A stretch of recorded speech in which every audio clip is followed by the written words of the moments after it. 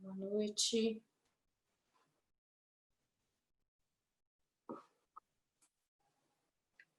Vamos movimentar um pouquinho.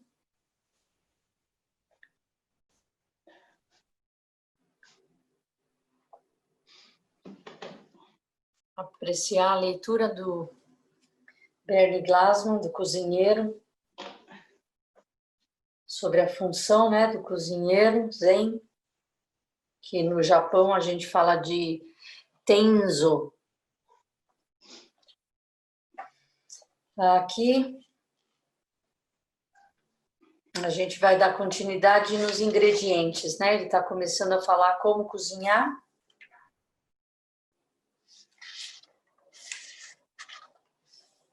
Ele falou como cozinhar, transformações. E agora ele vai falar ingredientes. Como encontramos os ingredientes? Nós simplesmente abrimos nossos olhos e olhamos ao redor. Pegamos o material à mão, bem à nossa frente, e preparamos a melhor refeição possível. Nós trabalhamos com o que temos em cada e qualquer lugar. Nosso corpo é um ingrediente. Nossas relações são ingredientes. Nossos pensamentos, emoções e todas nossas ações são ingredientes. O lugar que moramos, as folhas que caem, o halo ao redor da lua, o tráfego nas ruas da cidade, o mercado na esquina, todos estes também são nossos ingredientes. Para poder ver os ingredientes que estão à nossa frente, temos que abrir os olhos. Normalmente criamos nossas próprias barreiras, nossa própria visão limitada, nosso próprio território, e este é um único lugar que olhamos. Com prática, nosso território se expande e todos os objetos do mundo se tornam nossos ingredientes. À medida que vemos a nós mesmos como parte do mundo, à medida que vemos a unidade da vida, o mundo inteiro se torna disponível. Então, o cozinheiro Zen sabe que todo aspecto da vida é um ingrediente da refeição suprema.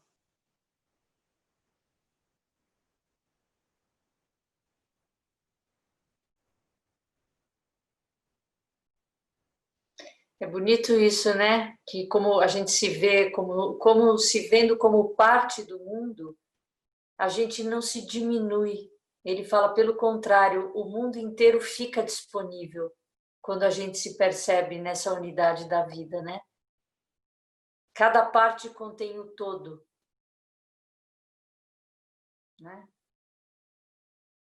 E agora ele segue, utilize tudo. Nossa tendência natural é não usar ingredientes que achamos que vão arruinar nossa refeição. Nós queremos jogá-los fora, ou talvez movê-los para o fundo da prateleira, fora de vista, atrás de tudo mais. Mas Dogen nos instrui a pegar os ingredientes que achamos que vão arruinar nossa refeição e descobrir como usá-los de modo que a melhorem. Se algo parece não funcionar como prato principal, pode tornar-se, por exemplo, um petisco ou uma sobremesa. Não se pode simplesmente dizer, eu não quero que seja assim, eu vou deixar isso de fora. Isso é um tipo de negação. O ingrediente continuará lá, quer você goste ou não. Pegue um grupo de pessoas iniciando uma nova empresa. Seu primeiro passo talvez seja fazer um inventário de seus talentos. Mas se você decidir que não quer os talentos que uma pessoa tem, você poderia estar criando um problema. porque os talentos dela ou dele são parte da empresa. De qualquer forma, aqueles talentos da pessoa terminarão sendo usados, porque são parte da pessoa. A questão é como usá-los.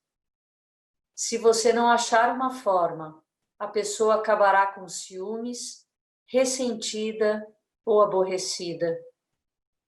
Os dons não utilizados vão terminar contribuindo para estragar a empresa de dentro para fora. Digamos, por exemplo, que alguém é agressivo. Esta energia pode ser exatamente o que é necessário para certos trabalhos difíceis. Lidar com burocratas teimosos, por exemplo. Ou então alguém que é tão preocupado com detalhes que o torna incapaz de ver uma perspectiva mais ampla. Você não colocaria essa pessoa no seu comitê de planejamento para os próximos 5 anos, mas talvez essa pessoa seja perfeita para ser contador, controlando os recibos diários. Às vezes, pode parecer que não conseguimos achar uma forma de utilizar as qualidades especiais de alguém, que podem parecer tóxicas ou prejudiciais ao nosso objetivo.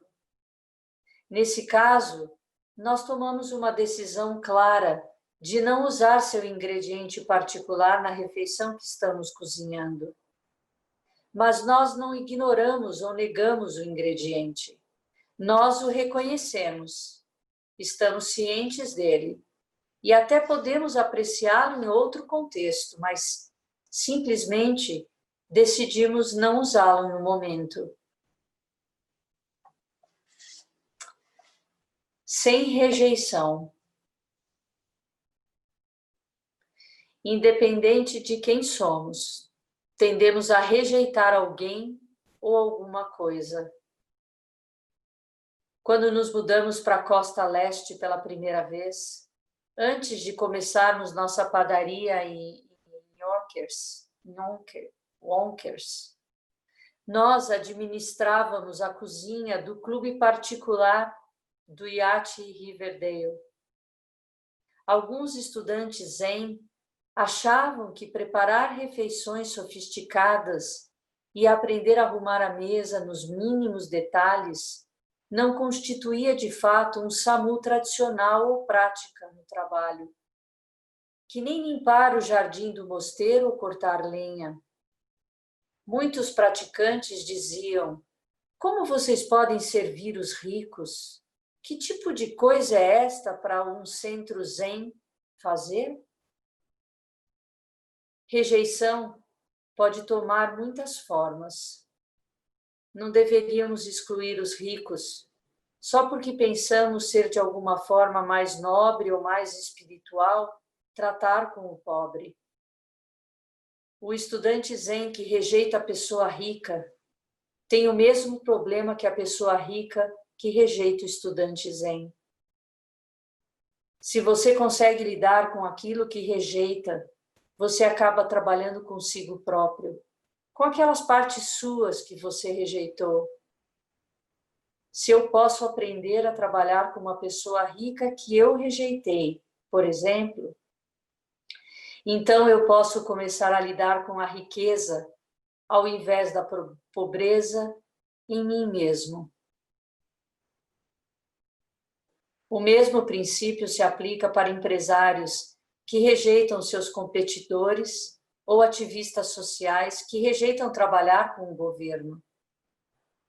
Em todas as áreas, trabalhar com o que você habitualmente rejeita é uma das melhores formas de facilitar crescimento e transformação. Tente se conectar com a pessoa que você está rejeitando ou que parece estar lhe rejeitando. Quando você tenta ver o mundo com os olhos do seu oponente, você deu o primeiro passo em direção a transformar inimigos em amigos ou até mesmo em aliados. Quando nós começamos Greystone Inn, Jack Meehan que era o responsável por uma grande fundação privada, me disse: não se envolva com o governo. Consiga todo o seu dinheiro de formas privadas, então você pode fazer o que quiser. Mas para mim o governo era um dos ingredientes. Mesmo que ele se tornasse um obstáculo, eu precisava aprender a cozinhar com ele. Algumas pessoas diziam: não se envolva com os políticos, eles vão estragar tudo. Mas para mim os políticos também eram um dos ingredientes, e eu tinha que aprender a cozinhar também com eles, ainda que isso fosse difícil e trabalhoso. Desse modo, eu não tento mudar os ingredientes. Eu não estou tentando transformar conservadores em liberais ou liberais em conservadores. Dogen diz que cada refeição tem que incluir a harmonia dos 6 sabores: amargo, ácido, doce, picante, salgado e neutro. Nenhum desses sabores é melhor ou mais importante que os outros. Cada ingrediente tem um sabor diferente e uma razão diferente para fazer parte da refeição. Todos são importantes. Zen demais. Na maior parte do tempo, nos preocupamos em não ter ingredientes o bastante. Mas o cozinheiro Zen também está consciente do perigo de ter demais. Mas o cozinheiro Zen também está consciente do perigo de ter demais. Na realidade, ter demais pode ser uma das maiores armadilhas. O excesso de uma coisa boa pode rapidamente arruinar uma refeição. O cozinheiro apegado demais ao ingrediente da espiritualidade poderia ter medo de sujar suas mãos. Ele ou ela nunca quebrarão um ovo ou cortarão um vegetal. Se o cozinheiro está muito envolvido com esse ingrediente, nossa existência cotidiana e ordinária poderia ser vista como uma ilusão, como se nada importasse. O cozinheiro começa a soar como Alfred Newman, o garoto da capa da revista Mad. O quê? Eu me preocupar? O cozinheiro está tão distante em outro mundo que ou nada acontece e a refeição nunca fica pronta, ou a refeição é tão aguada e sem gosto, não tendo substância ou corpo. Se diz das pessoas que ficam presas demais à experiência da espiritualidade, tem o fedor da iluminação. É necessário voltar a trabalhar no mundo real.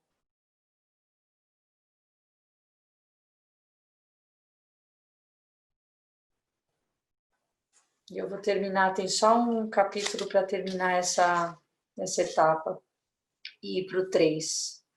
Então, o último ponto do cozinhando é tempero. Cozinheiros têm gostos diferentes. Alguns gostam de comida suave, outros preferem muitos temperos. Eu sou uma dessas pessoas que gosta de comida bem temperada. Não me sinto confortável a menos que esteja correndo um risco. O tipo de risco que eu gosto de assumir é o risco que vem com fazer mudanças fundamentais, que levam a uma sociedade mais iluminada. É risco que vem do que o empreendedor Bob Schwartz chama ser um agente de mudança.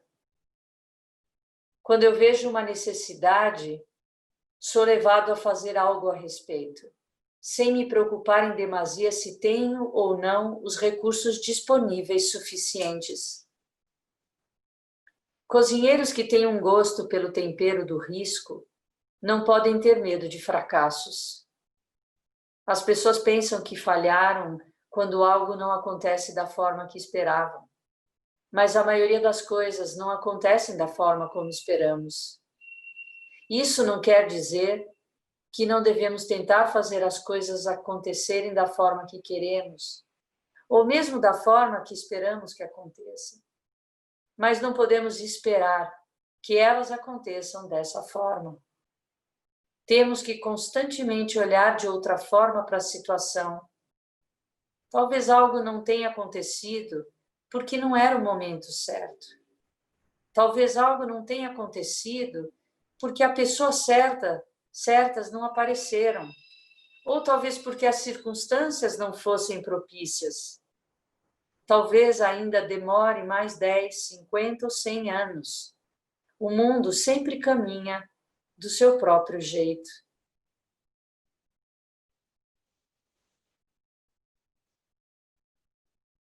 Eu vou pensar sobre isso, porque eu tenho muita dificuldade em tempero, em temperar a comida. Achei interessante isso, de pessoas que temperam suave demais e pessoas que temperam picantes demais. E esse picante, para ele traz como pessoas que gostam de assumir riscos, né?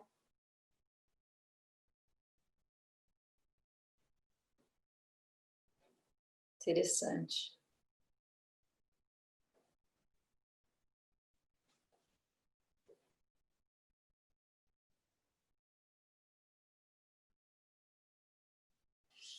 Alguém quer falar alguma coisa?